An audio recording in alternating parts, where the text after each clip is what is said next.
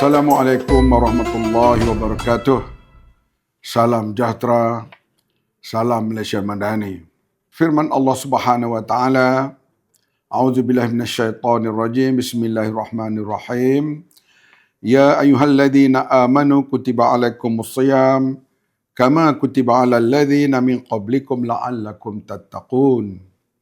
Wahai orang-orang yang beriman, kamu diwajibkan berpuasa sebagaimana diwajibkan atas orang-orang dahulu daripada kamu, supaya kamu bertakwa.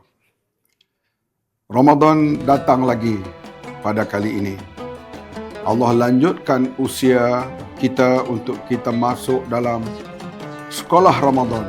Penuhilah bulan Ramadan ini dengan amal ibadat, kerja-kerja kebajikan, bersedekah, dan banyaklah kita membaca Al-Quran, berselawat ke atas Nabi, dan mendoakan supaya umat Islam, khasnya kaum keluarga kita, masyarakat kita dan negara kita terus berada dalam keadaan aman, tentram, dalam pemeliharaan Allah Subhanahu wa taala. Puasa satu ibadat yang mendisiplinkan kita supaya kita hidup sebagai seorang manusia bertanggungjawab dan manusia yang sentiasa mengingati orang yang miskin, orang yang susah.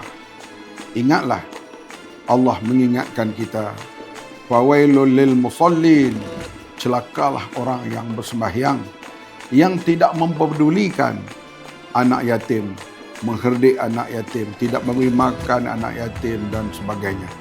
Sebab itu dengan solat dan puasa Ramadan, kita akan cuba mengembalikan kita sebagai seorang manusia yang bertakwa kepada Allah Subhanahu wa taala. Sebab itulah disebut Ramadan, berpuasa kita menjadi seorang yang bertakwa. La'allakum tattaqun, mudah-mudahan supaya kamu menjadi orang yang bertakwa. Inilah peringatan Allah, dan kita semua elakkan segala bentuk pembaziran dalam bulan Ramadan. Malaysia adalah salah sebuah negara yang pembaziran makanannya terlalu tinggi, terutama dalam bulan Ramadan. Artinya amalan Ramadan kita belum lagi menepati kehendak ajaran Islam yang mulia itu. Kerana pembaziran itu adalah amalan syaitan.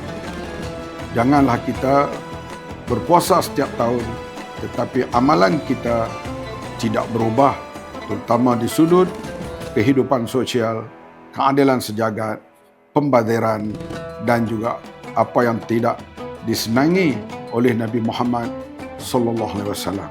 Insya-Allah bulan Ramadan ini kita mendoakan supaya masyarakat ataupun penduduk Palestin akan dapat menunaikan ibadat Ramadan dalam keadaan suasana yang lebih tenang daripada gangguan Israel yang begitu zalim, yang melanggar semua tata cara dalam peperangan ataupun kehidupan sejagat. Semoga Allah memberi ketenangan dan keyakinan kepada penduduk Palestin, khasnya umat Islam di sana, dan juga mereka yang menganut agama-agama lain, supaya berada dalam kesatuan ummah untuk menuntut keadilan di tanah air mereka sendiri, bumi Palestin yang tercinta. Selamat menunaikan ibadat puasa Ramadan Karim yang akan kita masuki. Selamat menyambut dan berada dalam bulan Ramadan yang mulia.